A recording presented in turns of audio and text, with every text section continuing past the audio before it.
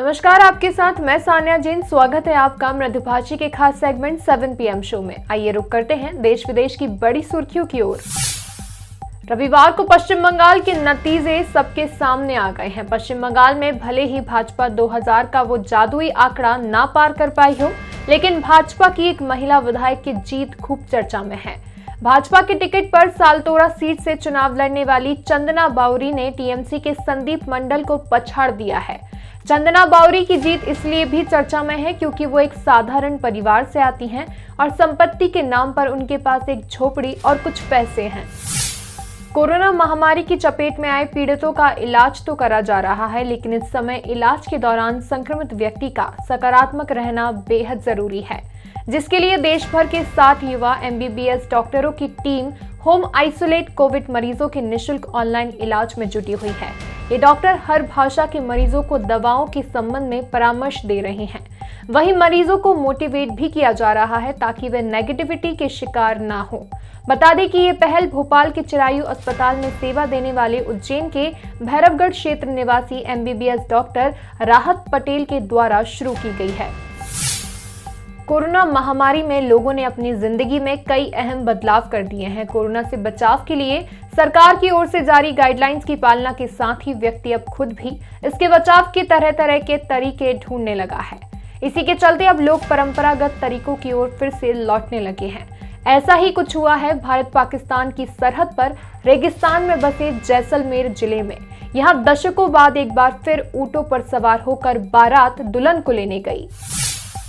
प्रधानमंत्री नरेंद्र मोदी की अध्यक्षता में कोविड-19 से निपटने के लिए पर्याप्त मानव संसाधन की बढ़ती जरूरतों के मद्देनजर की गई समीक्षा के बाद सोमवार को नीट PG परीक्षा को अगले 4 महीने तक स्थगित करने के साथ ही चिकित्सा प्रशिक्षुओं को महामारी प्रबंधन कार्यों के लिए तैनात करने का फैसला लिया गया है।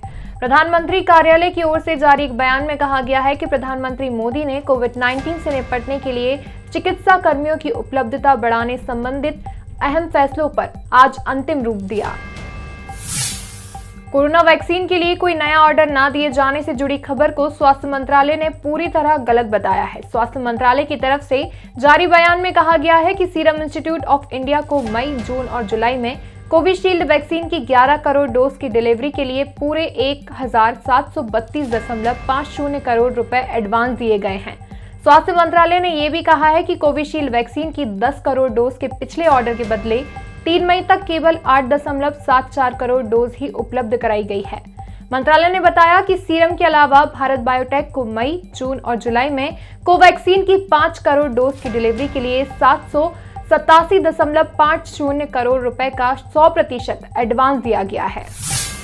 नेपाल में संकट का सामना कर रहे प्रधानमंत्री KP शर्मा ओली सत्ता में बने रहने के प्रयास के तहत 10 मई को संसद में विश्वास प्रस्ताव पेश करेंगे। एक आधिकारिक बयान में रविवार को बताया गया कि राष्ट्रपति विद्या देवी भंडारी ने सरकार के विश्वास मत हासिल करने के लिए प्रधानमंत्री ओली की अनुशंसा पर 10 मई को संसद का सत्र आहूत किया है।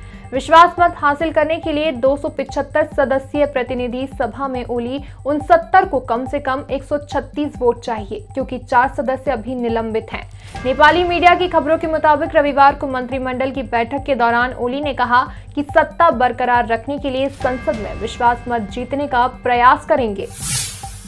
अमेरिका ने अफगानिस्तान में चले सबसे लंबे युद्ध को समाप्त करने का ऐलान कर दिया है। अमेरिकी राष्ट्रपति जो बाइडेन ने कहा कि जैसा कि हम अमेरिकी के सबसे लंबे युद्ध को समाप्त करने जा रहे हैं और अफगानिस्तान से हमारे सैनिकों की अंतिम टुकड़ी को वापस बुला रहे हैं, वहीं राष्ट्रपति जो बाइडेन ने कहा कि अब अल कायदा लगभग खत्म हो चुका है। इसके बावजूद अमेरिका उन आतंकवादी समूहों से खतरे के बारे में सतर्क रहेगा जो दुनिया भर के लिए कैंसर की तरह थे। अमेरिकी राष्ट्रपति जो बाइडेन ने ये बात ओसामा बिन लादेन की 10वीं बरसी के मौके पर कही।